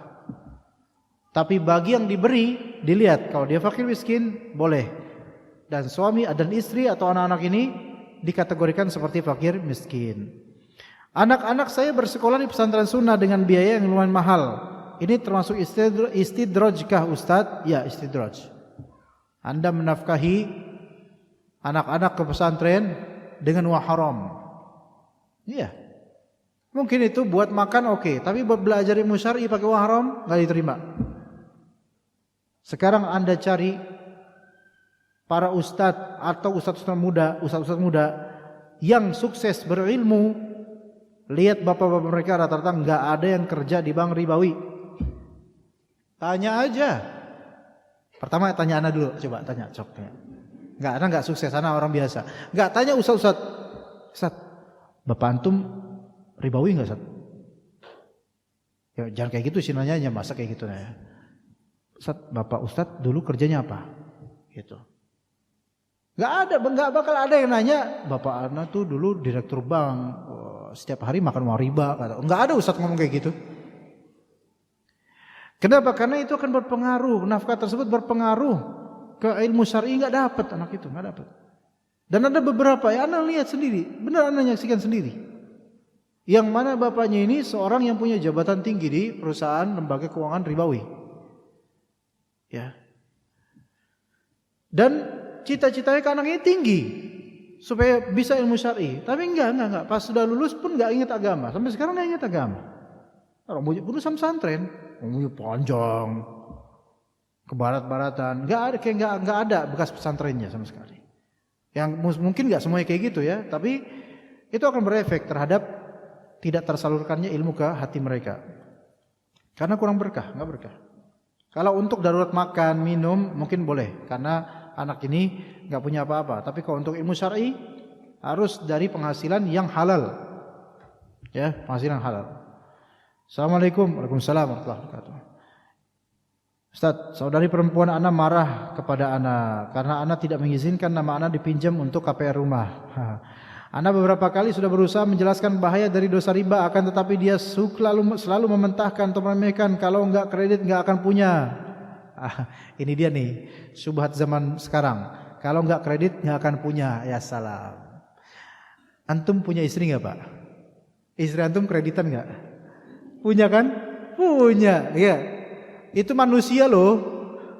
Kalau manusia aja kita bisa memilikinya secara tunai, kan ya? Masih ingat enggak? Tunai. Nada itu dibayar dengan tunai. Ingat enggak, Pak? Kalau enggak ingat berarti udah tua. Dibayar dengan tunai, tuh. Udah tinggal malam pertama sampai 10.000 malam berikutnya langgeng memilikinya, menyayanginya. Kredit enggak? Enggak kredit. Memiliki enggak? Memiliki. Salah, ini berarti di sini kamu enggak kredit. Kalau enggak kredit enggak akan punya. Ini kaidah syaitan. Ini kaidah syaitan. Anda tergesa-gesa untuk punya rumah. Coba sekarang bedanya punya rumah dengan enggak punya rumah, yang paling besar apa perbedaannya? Statusnya doang. Iya. Sekarang orang yang sekarang lagi kredit rumah nih, perbedaannya cuma di apa? Statusnya. Oh ini rumah saya, gitu. Beda dengan oh ini kontrakan saya, kan nggak enak kan? Oh saya masih ngontrak, oh saya sudah punya rumah. Di situ doang. Apakah kalau antum bilang saya masih ngontrak, kemudian muka antum jadi jelek? Enggak, insya Allah enggak. Apakah ketika antum bilang saya udah punya rumah, kemudian antum bakal terkesan ganteng gitu? Enggak berpengaruh. Yang berpengaruh adalah halal atau haram mekanismenya. Yang berpengaruh adalah Anda jujur atau tidak dalam bermuamalah. Gitu. Jadi enggak masalah ngontrak dulu. Ini mindset. Ada seorang ustadz bilang sekarang, bilang ke teman Anda, seorang ustadz. Beliau minta pendapat Anda. Ada rumah lagi dijual nih, tapi ini gak punya duit, harus ngutang dulu. Tapi lumayan nih rumahnya, harus ada lagi jual, daripada dia sampai orang, Ana pengen beli aja kali ya gitu. Tapi Ana nggak punya duit, ngutang dulu nanti. Ana bilang ke dia, kalau antum kayak gitu, apa bedanya antum sama orang awam, Ustaz? Antum Ustaz, kalau misalnya antum malah ngutang, ntar kalau antum yumut tuh mati. Kalau antum mati gimana? Antum mendingan gajah, mati mendingan gading. Lah antum mati mendingan ke hutang. Oh iya juga ya, kata dia. Ngomongin gitu, oh iya juga ya. Besok-besok ada dengar kabar dia beli rumah itu. Ngutang, nggak dengar nasihat Anda. Tapi ya biarin aja lah. Mudah-mudahan panjang umur dan bisa membokingi apa namanya? Melunasi hutangnya. Apa yang harus Anda lakukan, Ustaz? Dia marah sekali pada Ana. Dia berpikiran Ana tidak mau menolong dia. Selama ini dia yang selalu menolong Ana. Gak apa-apa, Anda sudah di jalan yang benar. Jangan mau pakai nama Anda, karena nanti akan ada tuntutan yang mengerikan. Ini nama dipinjam untuk KPR rumah. Kita nggak tahu apa yang akan terjadi pada rumah itu. Kita nggak tahu dia akan mungkir atau enggak dalam masalah hutang. Kita nggak tahu. Ntar yang kena Anda. Selamatkan sebelum terjadi. Selamatkan diri Anda. Nggak apa-apa dia celak, nggak apa-apa. Celaan manusia itu ada endingnya. Tapi hutang kalau nggak bisa dibayar, akhirat. Celaan manusia, Anda dapat pahala. Tapi kalau hutang nggak dibayar, Anda dapat dosa. Gitu loh. Jangan macam-macam deh dengan nama minjem nama orang, itu berbahaya sekali. Belum pernah ya masuk pengadilan negeri kemudian masalah-masalah seperti ini nanti, atau bukan pengadilan negeri ya, enggak pengadilan deh. Didatangi algojo itu. Apa namanya? Debt collector dan semisalnya. Itu sangat gak enak, malu. Nama Anda yang tercatut itu. Dia bisa aja mungkin merasa leha-leha nanti, hilang atau kemana. Hati-hati. Mohon doanya Ustaz agar saudari Ana ini mendapatkan hidayah sunnah, Allahumma amin. Dan Ana segera mendapat pekerjaan, Allahumma amin. Pekerjaan yang halal insyaallah, yang cocok untuk perempuan dan tidak bersubhat serta tidak berkhulwat, berikhtilat. Bagaimana Ustaz dengan pikiran ingin ganti suami?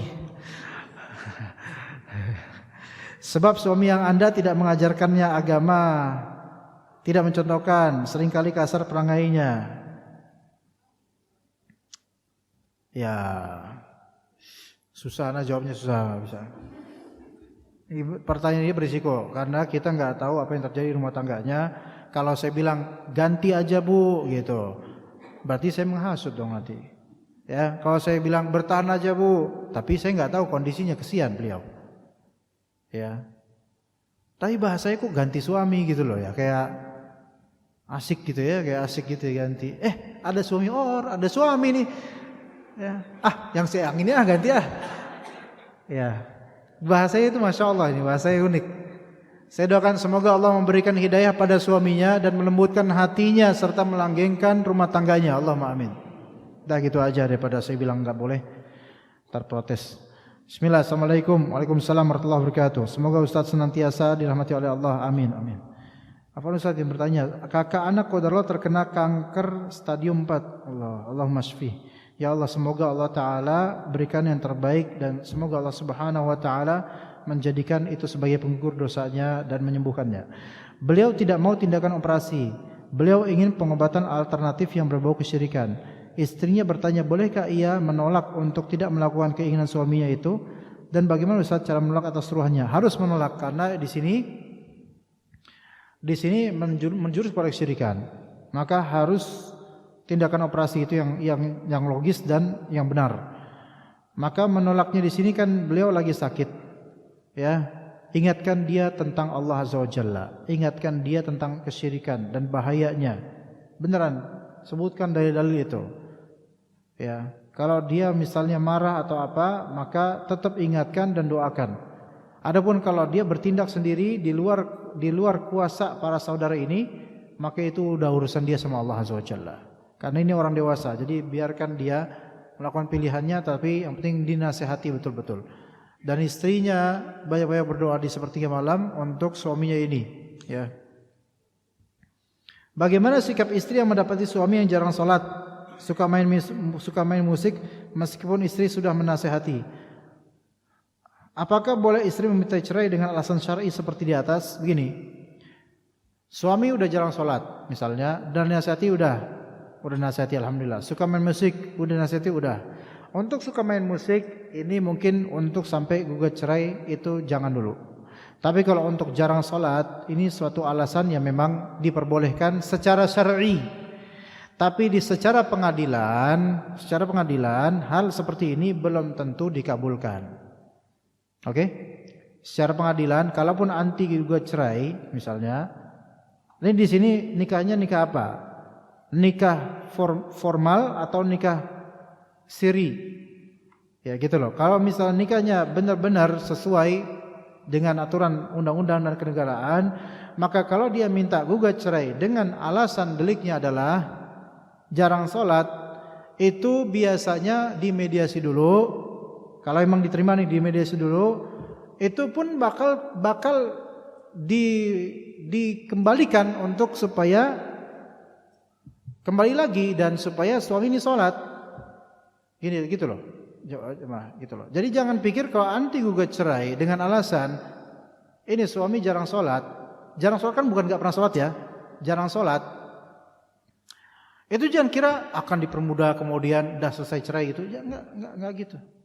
Ya, enggak gitu. Melainkan masih ada step-step berikutnya. Biasanya mediator itu akan menyuruh untuk kembali mempertimbangkan semuanya, diperbaiki lagi, dan nanti akan ada surat perjanjian. Taib kalau memang ternyata itu adalah tempuhan terakhir, anti khawatir kalau nih punya suami seperti ini nanti anak-anak gimana, ya silahkan lakukan itu. Tapi gugat cerai itu harus dengan jalur yang sah di penguasa, di pengadilan. Bukan sepihak di pengadilan. Ya begitu. Adapun kalau misalnya nikahnya sirri, yang mana itu tidak tercatat di pengadilan, nikahnya sirri, maka bisa gugat cerai tanpa adanya pengadilan. Karena pengadilan juga nanti ngelihat pendaftaran gugatan cerai. Kan dilihat nomor-nomor. Ini nikah di mana? Enggak ada nih, enggak ada nomor ini, enggak ada nih, enggak ini. Antum siapa? Enggak tercatat di kami. Jakarta mana antum? Enggak ada. Mana? Bekasi. Saya lupa waktu itu terbit di mana ya? KUA mana ya? Nah, kan repot. Ya, jadi enggak bisa, ini enggak bisa. Maka kalau memang gugat cerai untuk nikah siri itu bermasalah, susah. Istri gugat cerai untuk nikah siri karena istrinya ini di nikah siri tidak ada backup hukum. Maksudnya hukum negara enggak ada backupnya. Enggak ada backupnya. Susah gitu. Tapi kalau ini nikah formal, maka kalau emang udah step terakhir, udah diskusi sama orang tua dan seterusnya, pertama datangkan dulu mediasi dari kedua belah pihak, hakam, yaitu orang yang bijak dari keluarga masing-masing. Gitu dulu. Kalau udah paling terakhir mentok, boleh gugat cerai coba. Ya siapa tahu dapat hidayah dengan cara itu. Bu ini jam 11:01 nih bu. Oh masya Allah ini aduh panjang nih. Assalamualaikum. Waalaikumsalam. Ada seorang wanita di masa kecilnya mendapatkan pelecehan seksual oleh seseorang yang akibatnya wanita ini trauma. Sekarang wanita ini sudah menikah, tetapi ketika diajak hubungan suami istri selalu menolak. 1. Apabila maupun karena terpaksa, di mana ini ya bahasanya? Apabila maupun karena terpaksa, karena tidak mau dicap istri durhaka. Oh, apabila dia maupun gitu ya, apabila dia maupun itu terpaksa karena enggak mau dicap istri durhaka. 2, ada selalu bisikan di hati untuk beribadah dan melakukan ketaatan kepada Allah tapi durhaka pada suami. Solusinya ini karena trauma. Ini karena trauma. Jadi memang dia harus ke psikiater atau ke ustadzah yang bisa memberikan nasihat buat dia. Itu dulu coba lakukan. Ke psikiater atau ke ustadzah. Dan juga dia butuh dukungan dari kedua orang tuanya. Ya. Dan juga suami itu harus benar-benar bersabar. Suami kalau punya istri yang traumatik itu harus banyak sabar. Jangan dilepas. Karena lepas itu membuat dia makin trauma. Bersabar, Allah akan memberikan terbaik. Ada kalanya seorang perempuan yang kena trauma karena masa lalu bukan salah dia, itu biasanya perasaannya tajam dan doanya makbul karena dia dizalimi dulunya ya. Ustaz, afwan istri bertanya di luar tema. Ustaz, bagaimana jika di masa lalu kita pernah mengucapkan jika kelak ibumu Jika kelak ibumu suami meninggal, saya tidak akan mau datang, diucapkan ketika sedang mengalami guncang rumah tangga. Namun seiring waktu keadaan RT kita membaik. Apakah kata tersebut termasuk sumpah? Tidak, itu bukan termasuk sumpah. Tidak ada kafarat. Karena cuman jika begini-begini maka begini-begini, itu bukan sumpah. Ya, tidak ada demi Allahnya di situ. Assalamualaikum. Waalaikumsalam warahmatullahi wabarakatuh. Bagaimana sikap Anda sebagai seorang nanan? Seorang nanan? Seorang nanan? Seorang nanan. Nenek, enggak ada, ini bukan nenek. So tahu. Seorang kakak, huruf K-nya kayak N. Seorang kakak, ini kakak ini. Seorang kakak yang mengetahui kondisi pernikahan adik yang sedang tidak baik-baik saja. Istri adik dalam kondisi hamil, tapi tetap mempunyai niat untuk berpisah sampai nanti melahirkan. Ana masih merahasiakan hal ini kepada orang tua karena khawatir orang tua akan menjadi sedih dan membuat bahan pikiran orang tua Ana. Apa yang harus dilakukan? Rahasiakan dulu. Dan Anda sebagai kakak, nasihatin baik-baik ke adiknya itu, ya, yang mau niat berpisah siapa ya? Istrinya adik ya, iya. Nasihatin baik-baik. Ya begitu, nasihatin baik-baik, jangan kasih tahu dulu ke orang tua karena orang tua biasanya nggak siap mendengar hal seperti ini. Ketika bisa Anda yang melakukannya, menasihati, maka cukup Anda. Bismillahirrahmanirrahim. Assalamualaikum warahmatullahi wabarakatuh. Mau bertanya, orang tua Anda hidup berdua, Ustaz? Ya. Usia sudah lansia. Diajak ikut anak kurang berkenan, diberi pembantu tidak mau. Keseharian pekerjaan rumah dikerjakan ibu. Menurut ibu, bapak sering tidak menghargai pekerjaan istri. Contoh, habis bersih-bersih, enggak lama suka bongkar-bongkar, sama makanan rewel. Sama makanan dia rewel gitu ya. Kan aki-aki emang kayak gitu. Ya kan? Ya wajar, udah biarin aja. Biar beliau-beliau di dunia mereka. Ya, biar. Ibu merasa lelah karena bapak tidak atau kurang menghargai sehingga sering timbul percekcokan. Ibu mengerjakan semua mulai dari nyuci, setrika, nyapu, ngepel, masak. Bapak merasa ibu suka membantah. Kira-kira bagaimana solusinya, Ustadz? Anak-anak di rantau semua ikut suami. Bingung, tidak bisa berbuat banyak karena jauh dari pulau. Cukup doakan, dah selesai. Dah, panjang-panjang jawabnya cukup doakan. Karena sudah jam 11:05. Kenapa cukup doakan? Anda tidak bisa mengubah aki-aki karena sudah permanen. Disabarin aja wahai ibu, wahai nini, wahai nenek, disabarin aja karena disitulah pahala anti. Allah Ta'ala tahu anti insya Allah mudah-mudahan calon penghuni surga, namun amalan anti belum begitu banyak. Disinilah di akhir amalan yang Allah Ta'ala ingin perbaiki sehingga diberi ujian, disabarin, makin besar nilainya. Itu aja kasih tahu itu ke ibu, ke ibunya, bahwasanya ibu lagi dimuliakan oleh Allah dengan ujian yang insya Allah inilah happy endingnya ibu nanti insya Allah. Gitu. Jangan mikir cerai, ya, jangan mikir cerai. Masa udah berpuluh tahun endingnya cerai, kesian, ya. Apalagi ini mendekati wafat, akhirnya usia senja. Itu insya Allah justru nanti pada waktunya mereka akan saling mencintai di dunia dan akhirat insya Allah. Amin. Ya, kita cukup sampai sini. Terima kasih ibu-ibu sekalian dan bapak-bapak atas kehadirannya. Barakallahu fikum jami'an. Wa sallallahu ala nabiyyina Muhammad wa ala alihi wa sahbihi ajma'in. Subhanakallahumma bihamdika asyhadu an la ilaha illa anta astaghfiruka wa atubu ilaik. Assalamualaikum warahmatullahi wabarakatuh.